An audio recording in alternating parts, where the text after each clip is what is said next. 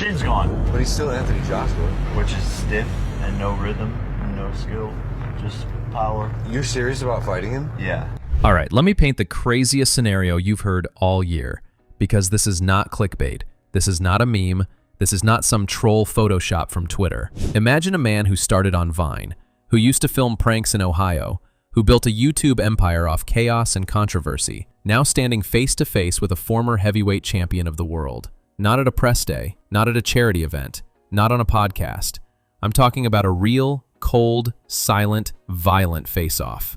Jake Paul staring up at Anthony Joshua, a man built like a Marvel super soldier, a man who hits like a collapsing building. Jake, smiling like he's about to glitch the simulation. Joshua, staring down like he's wondering how this kid even got here. And the craziest part is this: Jake genuinely wants the smoke. He's not joking. He's not trolling. He's not play fighting. He wants a fully sanctioned, Netflix-streamed heavyweight fight with one of the most dangerous punchers on the planet. Fight fans are calling it a suicide mission. Influencer fans are calling it history. And Netflix? They're rubbing their hands together like supervillains.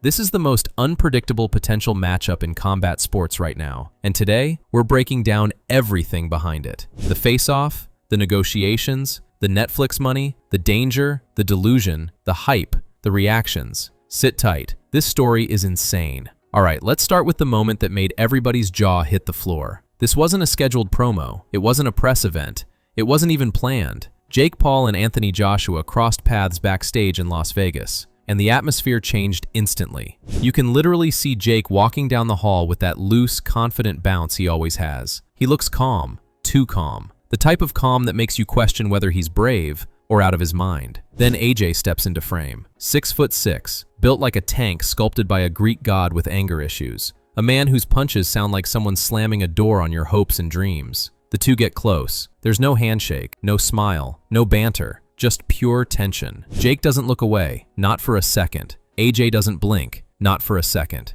Jake is staring up. AJ is staring down. Two completely different worlds meeting in one tiny hallway. And for 5 seconds, the room goes dead silent. Everyone around them freezes. And then it ends. No words, no push, no trash talk. Just an unspoken agreement that if they ever step into a ring together, somebody is getting seriously hurt. Before we go deeper, we need to answer the obvious question. How does Jake Paul, a kid from Ohio who used to vlog pranks, end up in genuine negotiations to fight Anthony Joshua? The truth is crazy simple. Jake Paul is not an influencer boxer anymore. He's an actual boxer who happens to also be a celebrity. 5 years, every day in the gym, sparring killers, building camps, running real fight weeks, taking real damage, putting his entire reputation on the line. He's fought UFC champions. He's fought real boxers. He's taken fights he didn't need. He stayed active while half the heavyweight division went on vacation. Jake forced himself into boxing through pure obsession. On the other side,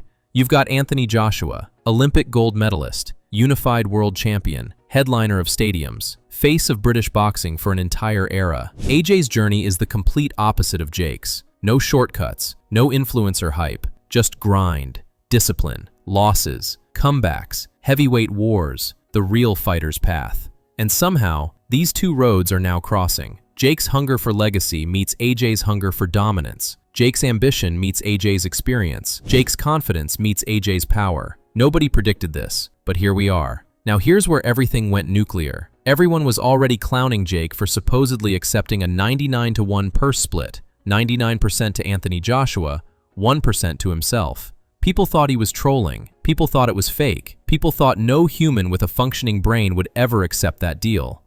And then Jake logs onto Twitter and posts this: "Stop asking me. $267 million. 4 words, 1 number, and the internet lost its mind. No explanation, no follow-up, no context, just a casual $250 million bomb dropped on the timeline like he's ordering a coffee. That post alone racked up millions of views in minutes. Every boxing page, every MMA podcast, every influencer outlet started scrambling, trying to decode it. Was that his asking price? Was that the total pot? Was that the Netflix offer? Was that the combined purse? Nobody knew, and that's exactly why it went viral. But here's the thing. The tweet told us everything we needed to know. Jake Paul is deadly serious about this fight. Jake Paul is not negotiating like a YouTuber. Jake Paul is negotiating like a man who knows he's sitting on a once-in-a-generation money printer. And the craziest part? Jake doesn't care about the percentage split. He doesn't care about being the B-side. He doesn't care about being the underdog. Jake wants the moment.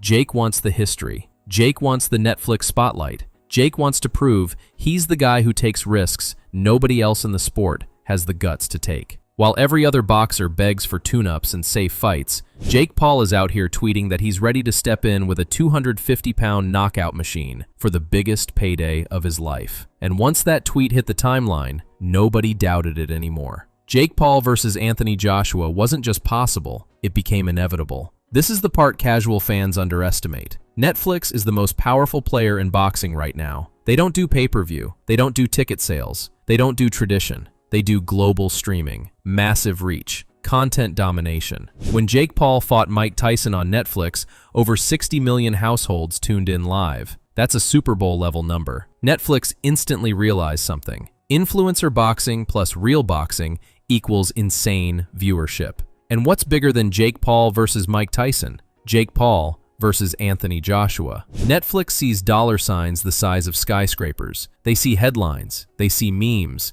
They see global interest. They see the biggest combat sports event of the year. And Netflix doesn't care about boxing politics. If Jake wants it, if AJ wants it, if Eddie Hearn wants a monstrous payday, Netflix presses a button and the fight becomes real. That's the world now. Joe Rogan is the unofficial prime minister of fight culture. Whatever he says sets the tone. So when Joe hears the Jake Paul versus AJ rumors, he reacts exactly the way every fight fan did. He bursts out. Not mocking Jake, just laughing at the sheer insanity of the idea. Then Joe gets serious. He begins breaking down the matchup like a man explaining to a friend why jumping into a shark tank isn't a great idea. He talks about AJ's size, AJ's power, AJ's Olympic pedigree, AJ's knockout percentage, AJ's performance against Ngannou, AJ's ability to end a fight with one shot. Rogan says the fight is not competitive at all. He says AJ would try to make an example out of Jake. He calls AJ one of the biggest one-punch knockout artists ever.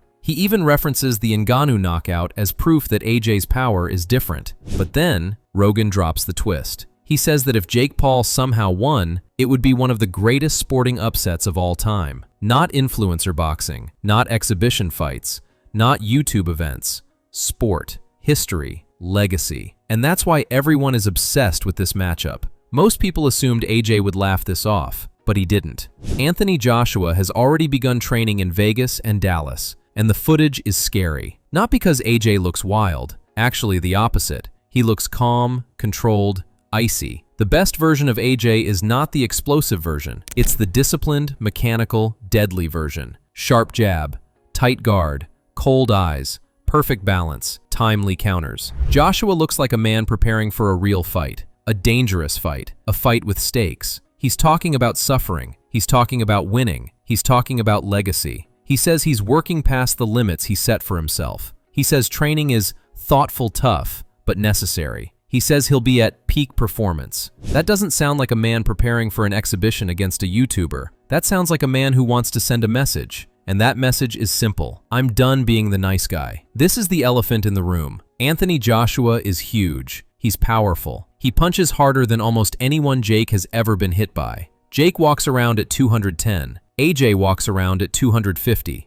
Jake's fought cruiserweights. AJ has fought giants. Even promoters are worried. Eddie Hearn literally said, "It's a catastrophic mismatch." And he's AJ's promoter. That tells you something. The fight world is divided. Half the people want to see Jake get destroyed. Half the people want to see Jake survive. Every doctor in the world wants the fight stopped. Some analysts are calling it unethical. Some are calling it the future of boxing. But here's the truth. Jake Paul knows the danger. Jake Paul still wants the fight. That's the kind of ambition that scares people. Believe it or not, Jake Paul's motives are deeper than people think. Jake doesn't just want attention. He's already got that. He doesn't just want money. He already made that.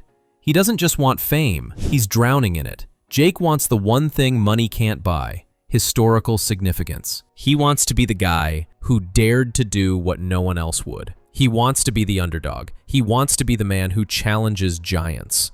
This is the Jake Paul brand now. Not trolling, not beef, not boxing celebrities. legacy challenges. Every great fighter in history has that one insane moment people remember forever. For Jake, this could be it. I'm going to be brutally honest. Yes, but not the way you think. Jake is not knocking out AJ. Jake is not outboxing AJ. Jake is not walking AJ down. But there are scenarios, extremely rare scenarios, where Jake doesn't get obliterated instantly. He could survive. He could frustrate AJ. He could force AJ to gas. He could land one sneaky counter. He could make AJ hesitate. He could shock everyone by lasting longer than expected. Boxing is weird. Boxing is unpredictable. Boxing is cruel. Complacency has killed better fighters than Jake Paul. Could Jake beat AJ? Probably not. Could Jake survive and shock people? Absolutely. Could Jake land something wild? Maybe. Could Jake walk out with respect? Yes. Jake winning is unlikely. Jake losing is expected. Jake surviving is the real storyline. So now it's your turn. Does Jake Paul stand even the slightest chance against Anthony Joshua? Should this fight be sanctioned?